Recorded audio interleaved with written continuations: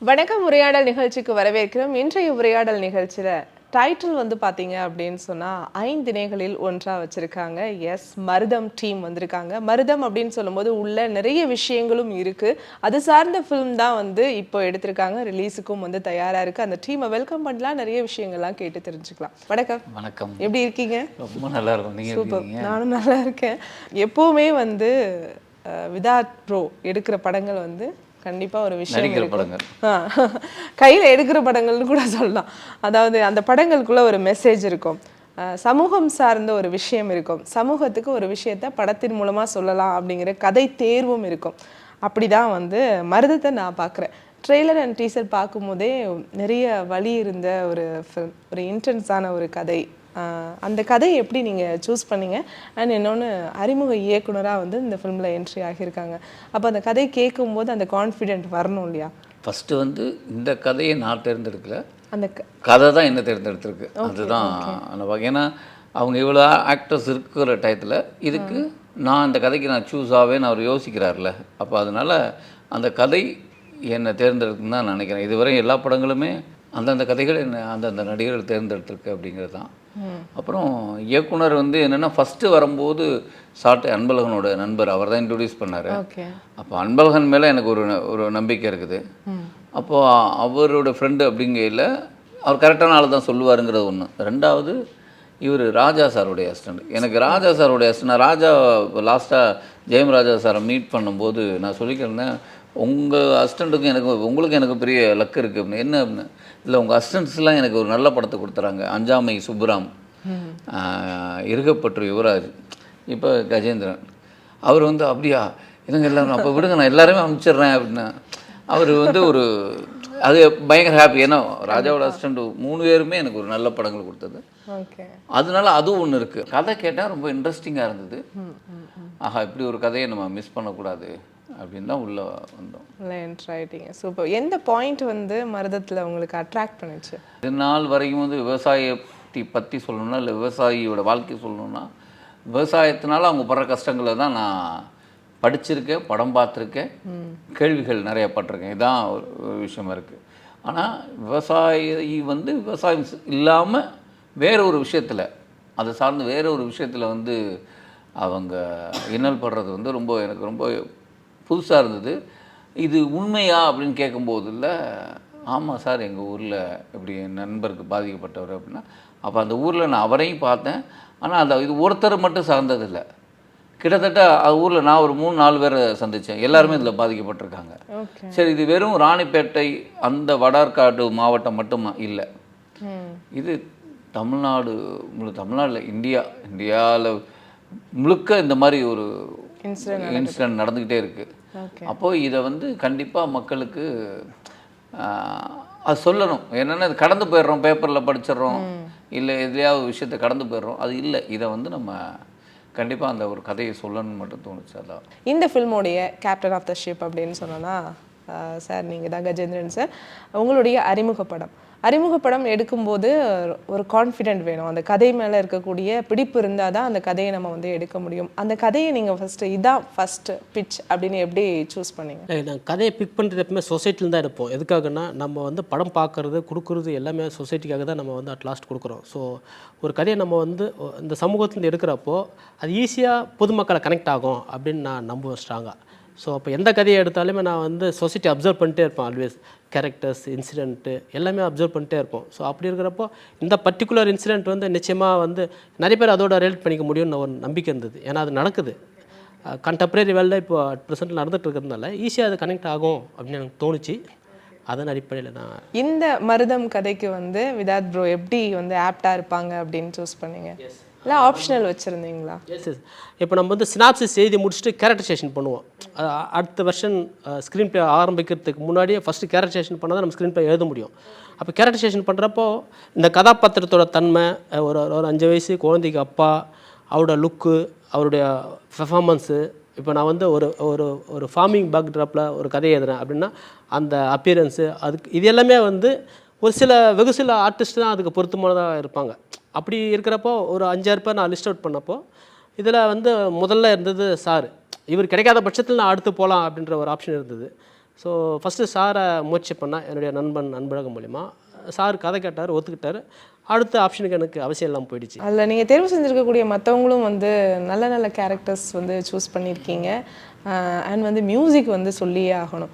இப்போ இருக்கக்கூடிய feel good ஃபில்மாக இருக்கலாம், இன்டென்ஸ் ஃபில்மாக இருக்கலாம், அதுக்கெலாம் வந்து ஏன்னா ரகுநந்தன் வந்து மியூசிக் வந்து பயங்கரமாக பண்ணியிருக்காரு. அவரை எப்படி சூஸ் பண்ணீங்க? ஆக்சுவலாக நான் படம் ஷூட்டிங் ஆரம்பிக்கிறதுக்கு முன்னாடி நான் இசையமைப்பாளராக கன்ஃபார்ம் பண்ணலை. ஸோ ஏன்னா பட்ஜெட் எனக்கு ஒரு சர்டன் லிமிட்டுக்குள்ளே இருந்ததுனால நான் தீர்மானிக்காமல் ஷூட் போயிட்டேன். ஷூட் முடிச்சிட்டேன், ஃபுல்லாக முடிச்சுட்டு இப்போ ரஃப் வெர்ஷன் எடிட் பண்ணி முடிச்சிட்டோம். இப்போ எப்படியா இருந்தாலும் மியூசிக் டைரக்டர் போட்டாகணுன்ற கட்டாயத்தில் என்னுடைய சீனியர் திரு உதயகுமார் சார், சவுண்ட் இன்ஜினியர், அவர்கிட்ட போய் பேசிட்டு இருந்தேன். அவர் ரெஃபர் பண்ணார். அவர் ரகுநந்தன் சார் எனக்கு ஏற்கனவே ஐடியா இருந்தது. ஏன்னா அப்போ தான் வந்து அயோத்தி படம் நல்லா போயிட்டு இருந்தது. ஸோ கண்டிப்பாக அவர் நல்லா பண்ணுவார், சாங்ஸ் நல்லா பண்ணுவார், பிஜிஎம் நல்லா பண்ணுவார்னு நம்பிக்கை இருந்தது. அவர் ட்ரை பண்ணலான்னு இருந்தேன். பட் பட்ஜெட்டால் நான் யோசிக்கலை. அப்புறம் இவர் உதயகுமார் சார்கிட்ட கேட்குறப்போ அவர் டைரெக்டாக பேசிட்டார். டைரெக்டாக பேசி பட்ஜெட்லாம் அவரே லாக் பண்ணி எனக்கு கொடுத்துட்டாரு. ஸோ அதுக்கப்புறம் நான் என்னென்ன மாதிரியான சாங்ஸ் எதிர்பார்த்தனோ, பேக்ரவுண்ட் ஸ்கோர் எதிர்பார்த்தனோ எல்லாமே நான் எதிர்பார்த்தனோ பெட்டராக பண்ணி கொடுத்தாரு. சில இடத்துங்களில் நான் எதிர்பார்க்கறது வராத பட்சத்தில் மறுபடியும் பண்ணி கொடுத்தாரு. ஸோ அங்கெல்லாம் எனக்கு எந்த சிச்சுவேஷனும் இல்லாமல் பார்த்துக்கிட்டாரு. ஸோ அந்த வகையில் ரகுநந்தன் சார் ரொம்ப நல்லா பண்ணி கொடுத்தாரு. ரக்ஷனா ஏற்கனவே நம்ம இதே செட்டில் நம்ம வந்து மீட் பண்ணியிருக்கோம், மார்கழி திங்கள் அந்த ஃபில்மோடைய இதில். கெரியர் ஸ்டார்ட் ஆகும்போதே வந்து ஒரு ஸ்டீரியோ டைப்பை வந்து நீங்கள் பிரேக் பண்ணியிருக்கீங்க அப்படின்னு நினைக்கிறேன். அதுக்கே வந்து ஃபர்ஸ்ட் ஆஃப் ஆல் அப்ரிஷியேட் பண்ணணும். ஏன்னா ஒரு அம்மா கேரக்டர் எடுத்து பண்ணுறோம் அப்படிங்கிறது அந்த கேரக்டருக்கு அடாப்ட் ஆகணும். அந்த விஷயம் உங்களுக்கு எப்படி இருந்தது? உண்மையிலே நீங்கள் இவங்க வந்து அதை ஒத்துக்கிற சொல்கிறேன். ஆனால் எனக்கு ரொம்ப ஆச்சரியம். நம்ம ஆக்டராக இருந்துட்டு இவங்க வந்து ஏன்னா அவர் எனக்கு இவங்கன்னு சொல்லும்போது மார்கழி திங்கள்னு ஏங்க அது ஸ்கூல் படங்க அப்படின்னால அந்த பொண்ணு இப்படி ஏங்க சின்ன பொண்ணு அதை ஆக்சுவலாக அவங்களும் சின்ன பொண்ணு தான். அவங்க வந்து ரொம்ப கம்மியான ஏஜ் தான். அவங்க வந்து இது அப்புறம் ஒத்துக்கிட்டாங்கிறது எனக்கு ஆச்சரியம். அப்போ அவங்க சினிமா மேலே இருக்கிற ஒரு பேஷன் நீங்கள் சொல்லலாம். சாரி, ஆக்சுவலி நான் இந்த ஸ்டீரியோ டைப் பிரேக் பண்ணுறதுக்கு முன்னாடி நிறைய ஆக்டர்ஸ் பிரேக் பண்ணியிருக்காங்க. அதில் ஒருத்தர் வந்து ஐஸ்வர்யா ராஜேஷ். அவங்க முதல் படத்துலேயே வந்து காக்கு முட்டையில வந்து அவங்க 2 பசங்களுக்கு அம்மா பண்ணியிருக்காங்க. ஆனால் அதுக்கப்புறம் அவங்க பண்ண ப்ராஜெக்ட்ஸ் எல்லாமே ரொம்ப வேற மாதிரி இருக்கும். ஸோ எந்தோ அப்படிதான் இருக்க போகுது. ஸோ ஆனா இந்த கேரக்டர்ல வந்து அடாப்ட் பண்றது கொஞ்சம் கஷ்டமா இருந்துச்சு. ஏன்னா இந்த ஊர்க்காரங்க மைண்ட் செட்டுக்குள்ள நம்ம வரணும். ஓகே. ஸோ ஷூட்டுக்கு 2 நாள் முன்னாடி சாரோட ஊர்ல போய் அங்க இருக்கிறவங்க கூட எல்லாம் மிங்கிள் பண்ணி பேசி, அவங்க பேசுறது எதுவுமே எனக்கு புரியல. நார்மல் தமிழ் புரியுறது கஷ்டம். ஸோ அவங்க ஸ்லாங்கா தான் பேசுவாங்க. ஸோ நான் 2 வாட்டி எல்லாம் கேட்பேன், என்ன சொல்றீங்க அந்த மாதிரி எல்லாம் கேட்க ட்ரை பண்ணேன். ஸோ அவங்களோட ஃபேஷியல் எக்ஸ்பிரஷன்ஸ், ஸோ இமோஷனலி அவங்க ரொம்ப என்ன சொல்றது, ஏதோ இமோஷனலா பிரச்சனை ஏதாவது நடந்துச்சுன்னா ரொம்ப சடனா பிரேக் ஆவாங்க. ஆனா சந்தோஷமான விஷயம் நடந்துச்சுன்னா சட்டிலா தான் இருப்பாங்க. நல்ல விஷயம் அப்படிதான் இருப்பாங்க. அது வந்து நிறைய விஷயங்கள் அவங்க கிட்ட இருந்து அப்சர்வ் பண்ணி தான். விதாத் ப்ரோ, அதாவது நீங்க நிறைய கதைகள் வந்து பண்ணியிருந்தாலும் நிறைய மெனக்கெடல்கள் இருக்கும். இருகப்பட்டலாம் ஒவ்வொரு யூனிக் வந்து நீங்க காமிச்சிருப்பீங்க. அதுக்கப்புறம் ரிலீஸ் ஆன ஃபிலிம்ஸ்லயும் வந்து உங்களுடைய விதாத்தா நல்லா நடிப்பாருப்பா அப்படிங்கிற ஒரு கதாபாத்திரம் தான் உங்களோடதா இருக்கும். அப்படி மருதம்ல உங்களுடைய மெனக்கெடல் எவ்வளோ இருந்துச்சு, எவ்வளோ எஃபோர்ட் போட வேண்டியது இருந்தது? இல்லை, எஃபெக்ட்டுங்கிறது எல்லா படங்களுக்கும் போகிற ஒரு விஷயந்தான். அது வந்து எதையும் லைட்டாக எடுத்துக்க முடியாது. அதுக்கான விஷயங்கள் கண்டிப்பாக அதுக்கு தேவை, அந்த ஸ்கிரிப்டுக்கு எவ்வளோ தேவையோ அது பண்ணலாம். ஆனால் இதில் வந்து ஒரு ஸ்பெஷலான ஒரு விஷயம் இருந்தது எனக்கு. ஃபஸ்ட்டு டைம் நினைக்கிறேன் திரையில். இப்போ நாடகங்களில் வந்து ரிஹர்சலில் நடந்திருக்கு, ஷோஸில் நடக்கும். ஆனால் அது மறுநாள் வந்து டைரக்டர் வந்து வார்னிங் பண்ணிடுவார். என்னென்னா டக்குன்னு இப்போ நாடகம் பண்ணும்போது என்ன நடக்கும்னா, நல்லவள்னு ஒரு நாடகம், குட் உமன் ஆஃப் ஷூஷ்வான்னு சொல்லிட்டு ஒரு ஜெர்மன் பிளேயை வந்து அடாப்ட் பண்ணி பண்ணோம். அது வந்து கலை ஈரானி தான் லீடாக பண்ணாங்க. அப்போ அதில் வந்து அவங்க ட்ரெஸ், அவங்க சென்டே ஸ்வீட்டா 2 ரோலு, 2 அவங்க ட்ரெஸ்ஸு ஒரு பெண்ணாகவும் ஆனால் மாற்றி உடனே வரணும். அப்போ வர லேட் ஆகிடுச்சு. அப்போ லேட் ஆனதுக்கு அப்போ ஸ்டேஜ் எம்டியாக இருக்கும்ல, அப்போ என்ன பண்ணிட்டேன் நான் வந்து டக்குன்னு அந்த கதை ஓட்டின டயலாக் தான், அதை ஸ்பான்டேனியஸாக நான் பாட்டு பேசுகிறேன். அந்த ஒரு வரத்துக்கு ஒரு அதிகபட்சம் ஒரு 2 நிமிஷம் இருக்கும். 2 நிமிஷத்துக்கு அந்த கதையை ஓட்டினதுக்கு டயலாக்கே நான் பேசுகிறேன். என்னோட ஓன் டயலாக் பேசினா அது ஆக்சுவலி முடிஞ்சது. எனக்கு அது நான் ஃபஸ்ட்டு ப்ளே அது ஆக்சுவலாக கூத்துப்பட்டில் ஜாயின் பண்ண உடனே போனது. ஜெயக்குமாரன்லாம் வந்து ஏய் செம்மடா என்னடா அவன் அப்படின்னு அது எனக்கு பெரிய க்ரெடிட்டாக எடுத்துக்கிட்டேன். ஆனால் ப்ளே முடிஞ்சு வந்தோடனே அந்த டேரக்டர் வந்து நீலியா வெக்சல்னு ஜெர்மன் டேரக்டரு பெட்டு வாங்கினா ஒன்று எப்படி ஸ்கிரிப்டில் இல்லாத டைலாக் நீ பேச போச்சு. அப்போ நான் பேசாமல் இருந்தேன். எனக்கு என்ன கோவம்னா நான் பேசலைன்னா அந்த 3 நிமிஷம் ஒரு 5 நிமிஷம் வந்து ப்ளே என்ன நின்றுருக்கும். இவங்க வரையில் என்ன பண்ணுவீங்க ஏதாவது நீ எப்படி பேச போச்சு என்ன அப்படி திட்டுறாங்க எனக்கு என்ன இவங்க இப்படி பேசுகிறாங்கன்னு. ஆக்சுவலாக அது கரெக்ட். என்னென்னா ஒரு இவ்வளோ நாள் ரிஹர்சல் பண்ணி அதுக்கு தானே ப்ளே பண்ணுறோம். அப்புறம் கலையை காக்கு திட்டு நீ எப்படி அந்த ட்ரெஸ்ஸை விட்ட ட்ரெஸ்ஸுங்கிறது இது ப்ராக்டிக்கலாக ஒரு டிஃபிகல்ட் ஏதாவது ஒன்று நடக்கும் போய் மாட்டிக்கிச்சு அது இருக்க முடியல. அப்போ தான் தெரிஞ்சது நம்ம வந்து ஒரு ப்ளேயில் வந்து நீங்கள் என்னெல்லாம் ரிஹர்சல் பண்ணியோ அதை கரெக்டாக கொண்டு வந்து பண்ணுறது கூத்துப்பட்றை பொறுத்தளவு. எனக்கு இந்த படத்தில் மட்டும் ஃபஸ்ட்டு டைம் என்ன அப்படி நடந்தது அப்படின்னா கிளைமேக்ஸ் ஷூட் பண்ண போகிறோம். கிளைமேக்ஸ் எழுதியாச்சு. அதில் வந்து அவரும் வந்து இப்படி போகணும் இப்படி ஒரு ஐடியா இருக்குது இது ஒன்று இருக்குது இது இருக்குன்னு சும்மா டிஸ்கஸ் தான் பண்ணுறோம். டயலாக் எழுதிட்டார் ஒரு போர்ஷன் எழுதிட்டார். ஆனால் இது இப்படி பண்ணலாம் அது அப்படி ஒன்று பண்ணலாம் இப்படி ஒன்று பண்ணலாம் இது நம்ம அதை பார்த்தோம் சார். எனக்கு நமக்கு இதை வந்து ஒரு கேரக்டரை முடிக்கிறது அதை எப்படி கொண்டு வரலாம். அப்போ அது ஒரு முக்கியமான ஒரு கேரக்டர். அப்போ அதை வந்து என்ன பண்ணலாம் இது பண்ணலாம் ஒரு சும்மா நாங்கள் ஃப்ரெண்ட்லியாக பேக்கில் பேசிகிட்டு இருக்கிறோம். இதை வந்து ஃபஸ்ட்டு டைம் கிளைமேக்ஸ் வந்து ஷூட் பண்ணுறோம். எனக்கு என்ன தெரியல அந்த டயத்தில் நான் கொஞ்சம் எமோஷனல் ஆகிட்டேன். அது பயங்கர எமோஷனல் ஆகி ஒன்று நடந்தது.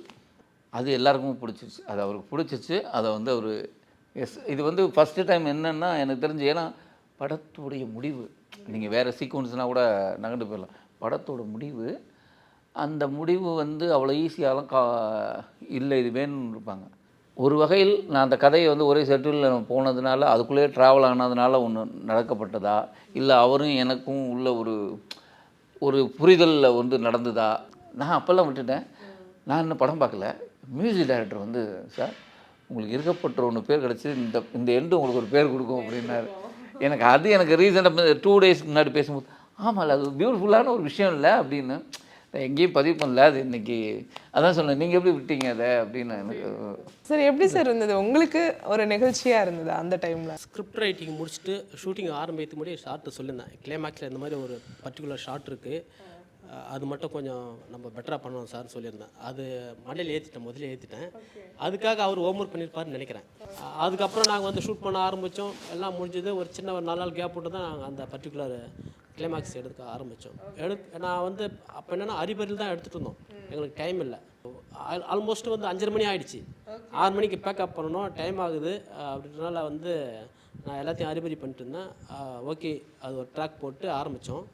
ஆரம்பித்ததுக்கப்புறமா நாங்கள் சைலண்ட்டாக இருந்தோம். சரி என்ன பண்ண போகிறாரு பார்ப்போமே அப்படின்னு.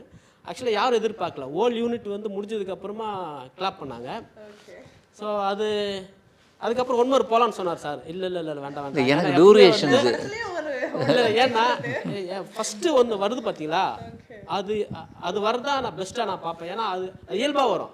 அதுக்கப்புறம் நம்ம பண்ணுறதெல்லாம் ரீக்ரியேட் பண்ணுறது தான். கண்டிப்பாக. ஸோ அதனால் வந்து இயல்பாக ஒன்று வந்துச்சு. அது பெட்டராக இருக்கும்னு நினச்சேன். அதோட பெட்டராக வந்துருச்சு. ஏன்னா அப்படின்னு சொல்லிட்டேன். போகலான்னு சொன்னார். வேணான்ட்டேன். போதும் அதே போதும் எனக்கு ரீக்ரியேட் பண்ணுறது எதுவுமே வந்து அந்த அளவுக்கு இருக்காதுன்னு நம்பினால அதே போதுன்ட்டேன். அது கரெக்டாக வந்திருக்கு. அது வந்து இசையமைப்பாளர் பார்த்துட்டு அவரும் அதை சொன்னார். எடிட்டில் பார்க்கும்போது உங்களுக்கு எப்படி இருக்கு? எஸ் எடிட்டில் பார்க்குறப்ப நான் ஆல்ரெடி வந்து ஷூட்டிங் ஸ்பாட்டில் பார்த்துட்டேன். அதை கட் பண்ணி எடிட்டில் பார்க்குறப்ப நான் என்ன எமோஷன் கன்வே பண்ணணும்னு நினச்சினோ அது ஸ்ட்ராங்காக கன்வே ஆனது. ஸோ அந்த வகையில் அது இசையும் போட்டதுக்கப்புறமா ரொம்ப நல்லா இருந்தது. நிறைய எமோஷ்னலான ஃபிலிம்ஸ் வந்து நீங்கள் பண்ணும்போது இதில் மருதமில் ரக்ஷனாவுடைய நடிப்பு எப்படி இருந்தது? ஏன்னா நீங்கள் எல்லாரையுமே கரெக்டாக வந்து சொல்வீங்க. ரக்ஷனாவுடைய நடிப்பை பற்றி சொல்லுங்கள். இல்லை எனக்கு ஆச்சரியம் என்னென்னா அவங்க தமிழ் பொண்ணு கிடையாது. அவங்க ஒரு மலையாளி. அவங்க வாழ்ந்த இடம் வந்து பெங்களூர் கனடா. அப்படி இருக்கும்போது அவங்க இன்னொன்று மாடர்னான பொண்ணு.